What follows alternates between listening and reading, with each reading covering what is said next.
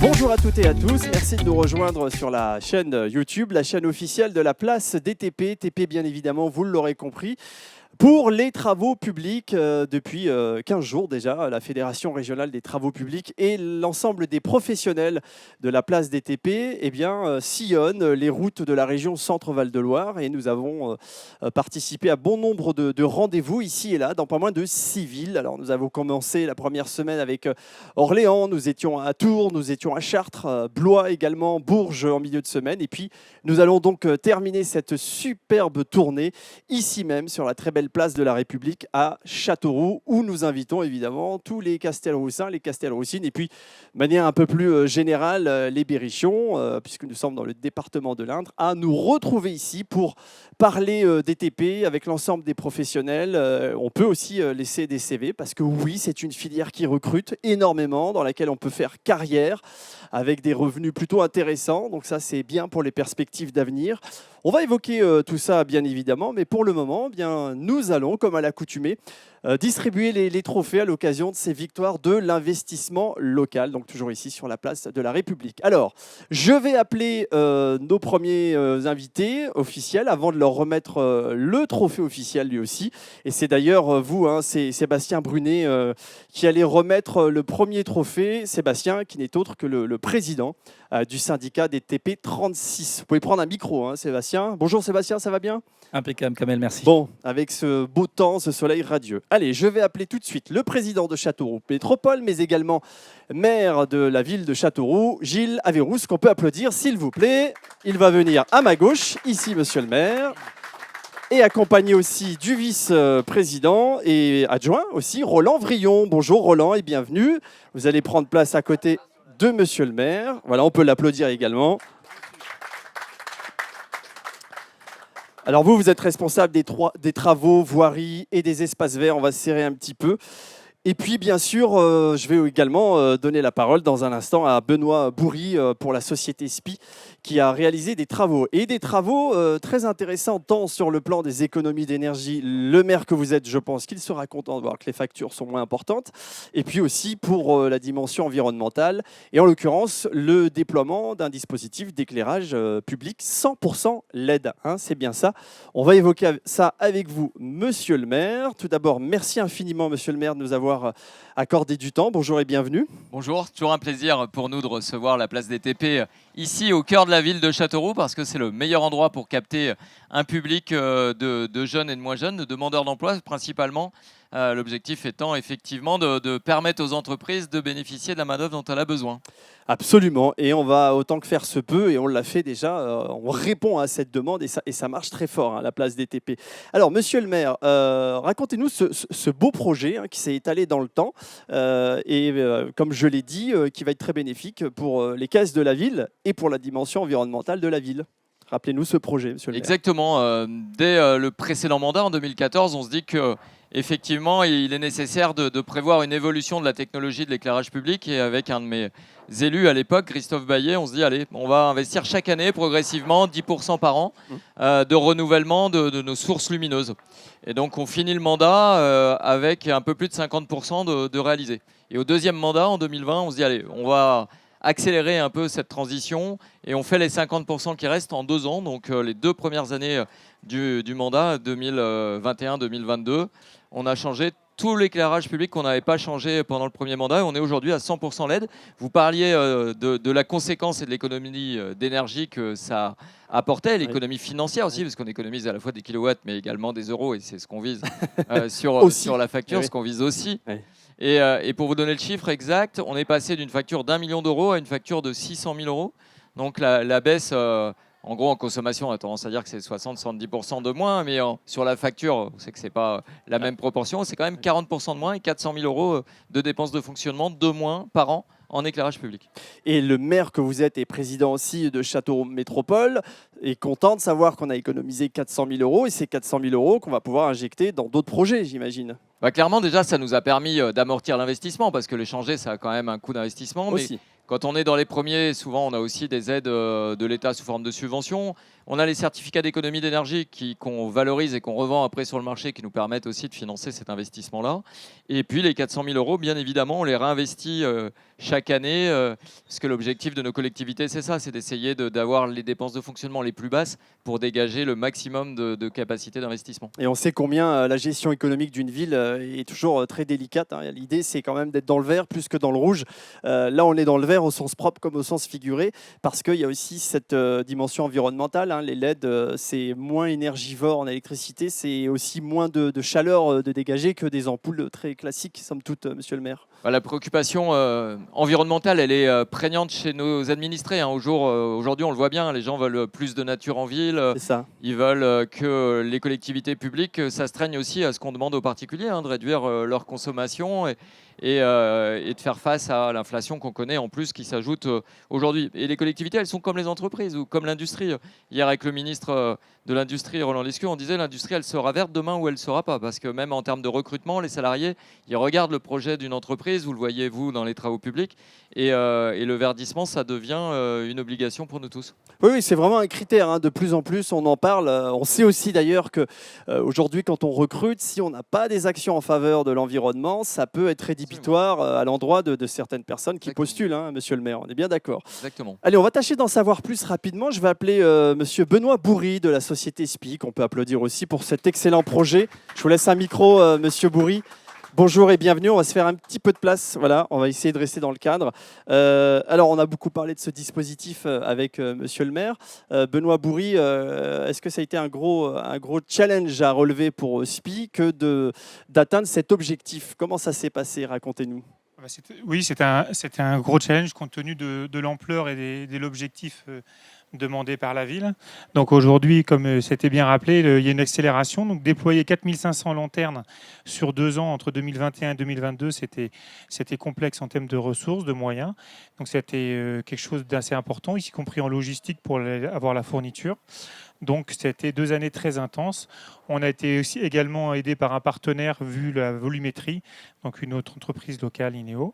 Donc on a réussi à tenir les plannings pour tenir les objectifs. Voilà. Très bien.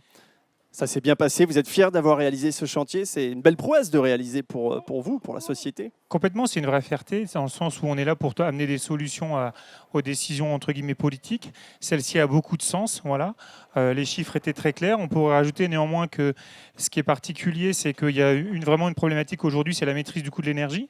Donc aujourd'hui, 70% de kilowattheures économisés, c'est une bonne chose. Néanmoins, il l'a rappelé, ça fait que moins 30, moins 40% sur les euros. Voilà. Donc certains n'ont pas pris ce virage et voient des factures qui ont flambé. La ville de Châteauroux est à l'opposé et plutôt exemplaire, dans le sens où ils ont déjà réussi sur 2 mandats à peine à remplacer 100% de leur parc. Aujourd'hui, la moyenne en France, c'est plutôt des parcs qui sont entre 25 ou 45% de LED, parce qu'on ne peut pas, sauf quand on a une vraie volonté comme celle de Châteauroux, remplacer un parc aussi de manière aussi rapide. Donc c'est une vraie belle réalisation qui est mise en avant aujourd'hui. On peut féliciter parce qu'on est largement au-dessus de la moyenne. Monsieur le maire, vous allez continuer dans cette dynamique-là, cette très belle dynamique, alors à la fois de recherche d'économie sur le plan pécuniaire, bien sûr, et puis de l'énergie. Ça va continuer, en tout cas pour les Castelroussins qui nous regardent. Alors on va aller plus vite, plus fort même, et à l'échelle de l'agglomération, on vient de créer une société dédiée, une SAS qui s'appelle Châteauroux Métropole Énergie. On va construire des ombrières, installer nos propres parcs solaires sur nos bâtiments et également des parcs solaires au sol. Voilà, donc on a un grand programme. On est associé avec ça, avec la SEM Énergie Centre Val-de-Loire, avec laquelle on a créé notre SAS locale. Et donc à l'échelle de tous nos bâtiments communaux des communes de l'agglomération, mais également de nos grands parkings et également ceux des supermarchés, on a sollicité tous les grands groupes que vous connaissez de la grande distribution pour leur proposer de nous mettre à disposition leur parking pour construire pour eux les ombrières et vendre de l'électricité, en produire et atteindre nos objectifs en termes de production d'énergie. Eh ben voilà une ville très dynamique qui est celle de Châteauroux, du département de l'Indre en général. Puisque je rappelle aussi que vous êtes le président de Châteauroux Métropole. Alors, Sébastien Brunet, le président, je crois qu'on va serrer encore un petit peu, messieurs, président des TP36. J'imagine aussi la fierté pour le syndicat, donc, puisque vous représentez les TP au niveau local, que d'avoir soutenu aussi ce projet et d'être là aujourd'hui, Sébastien. Oui, Kamel, effectivement, c'est toujours un très grand plaisir de mettre en avant nos collectivités, nos élus, Oui. quand ils portent des projets vertueux. Aujourd'hui, on a tous ce mot en tête. C'est vraiment un sujet d'actualité. Et on s'aperçoit qu'effectivement, c'est du travail de longue haleine, puisque là, on parle de 7-8 ans d'investissement pour arriver au 100% LED sur Châteauroux. Donc c'est toujours réjouissant. En tant qu'entreprise locale, effectivement, on se félicite de cela parce que ça permet aussi de mettre en avant et d'exprimer le savoir-faire des entreprises locales, leurs compétences, et c'est toujours un plus. C'est quelque chose de fort pour nous, et on est toujours là, évidemment, pour accompagner et mettre un accent sur ces actions qui sont toujours bienvenues. Et ça a du sens tout ça. Sébastien Brunet, je vous laisse prendre le trophée, puis on va le remettre à monsieur le maire et aussi président de Châteauroux Métropole. Voilà. Je crois qu'on peut applaudir ce bel aboutissement. Voilà. Bravo en tout cas. Voilà pour quelques photos également avec monsieur le maire. Et puis on ne va pas oublier Roland Vrillon, aussi l'adjoint au maire, qui a été évidemment un acteur déterminant de ce projet. Voilà, allez, encore une dernière salve d'applaudissements, bravo, félicitations. Et messieurs, on va donc pouvoir vous libérer. Voilà, et puis merci encore une fois. Bien sûr, ces victoires de l'investissement local se poursuivent ici à Place des TP en direct depuis la place de la République à Châteauroux avec un autre maire qui va être récompensé à juste titre pour les travaux d'embellissement du bourg, mais également pour avoir, on va le dire, redonné ses lettres de noblesse à la partie médiévale de cette très belle ville d'Écueillé. Alors c'est dans le nord-ouest du département, à peu près 45 minutes de route en respectant les limitations, évidemment, monsieur le maire. Allez, je vous demande d'accueillir Jean Auffrère sous vos applaudissements. Merci Jean. Voici votre micro. Bonjour monsieur le maire, Bonjour. Bienvenue. Merci, il est sur on, vous pouvez y aller. Vous pouvez y aller. Bonjour à tous. Merci monsieur le maire. On va parler dans un instant de ce projet, puis je vais accueillir aussi celui qui va vous remettre votre trophée de l'investissement local, que vous connaissez bien à Place des TP, Christian Baudin. Applaudissements, c'est le président de la Fédération régionale des Centre Val-de-Loire. Centre Val-de-Loire. Bonjour Merci à d'être tous. là, Christian. Monsieur le maire, alors on rappelle un petit peu la genèse de ce beau projet. Pourquoi il fallait mettre l'accent sur ces travaux d'embellissement et finalement, qu'est-ce que ça apporte de concret? C'est ça qu'on veut savoir, monsieur le maire. Alors c'est un quartier historique d'Écueillé puisqu'on a une église classée du XIIe siècle et autour de cette église on a un quartier qui date du Moyen-Âge. Le nom des rues d'ailleurs le rappelle, les Fourbaneaux, rue du Croissant, des petites boucheries, etc. Et c'est un quartier qu'on n'a pas laissé tomber depuis des années, mais qui a été toujours un peu à l'écart, parce que géographiquement, c'est pas le centre-bourg proprement dit. Et ce quartier, il avait besoin de nos interventions dans différents domaines. Alors, on a commencé évidemment avec un souci de limiter les gènes des habitants, des riverains, parce qu'on a fait des travaux qui se sont étalés sur 3 ans.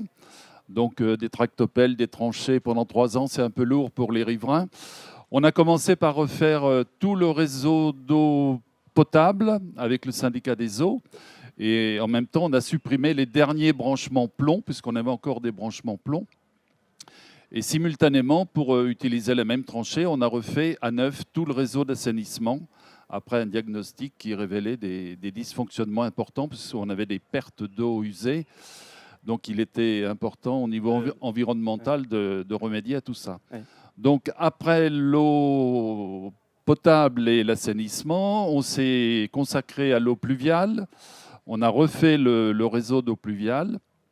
Et dernière partie du projet, la plus importante, on a refait tout l'aménagement des rues avec un aménagement paysager. Et comme on est à côté d'une église classée, bien sûr, on avait des contraintes de l'architecte des bâtiments de France. On devait mettre des pavés en pierre naturelle. On est passé par du Comblanchien. Et donc, on a aménagé toutes les rues.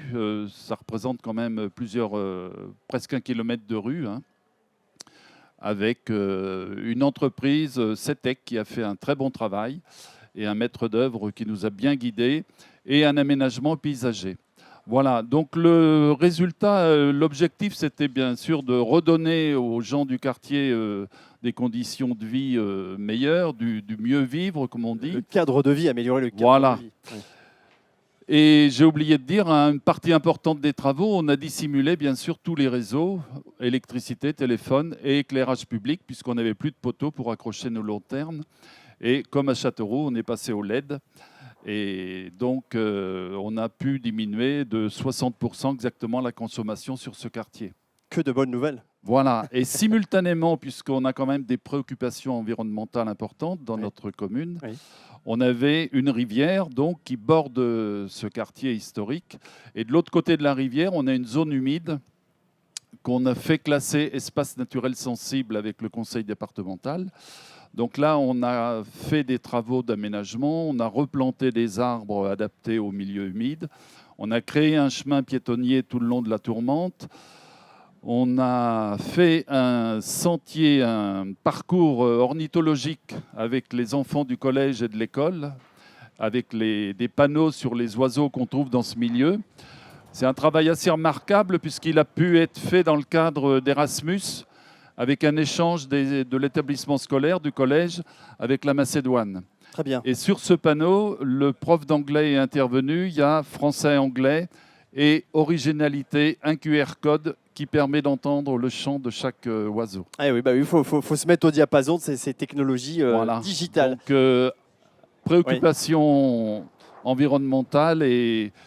Là, on a créé une passerelle qui permet de communiquer avec le quartier pour que les gens trouvent, comme on dit aujourd'hui, un îlot de fraîcheur par les périodes de canicule qu'on connaît. Que l'on connaît trop malheureusement. Merci Monsieur le maire, je vous redonne la parole dans un instant, mais je vais surtout aussi donner la parole à Christian Baudin, le président de la FRTP Centre-Val de Loire. Quel beau challenge a été relevé, parce qu'on a très clairement compris que Monsieur le maire était ravi. C'était une belle mission, c'était un beau challenge à relever, Christian. Alors, oui, alors déjà, on va dire qu'on ne l'a pas fait seul, hein. Nous, entreprise CETEC, on est intervenu pour la partie de voirie et de pavés, etc. Mais ça montre sur ce type de chantier la palette des métiers et des compétences de nos entreprises, puisque les entreprises différentes sont intervenues pour les réseaux d'eau pluviales, on a dit pour l'enfouissement des réseaux électriques, etc., pour l'aménagement écologique et pour l'aménagement final de la voirie et des pavés. Donc c'est toute une complémentarité qui décrit bien ce que représentent en tout cas les métiers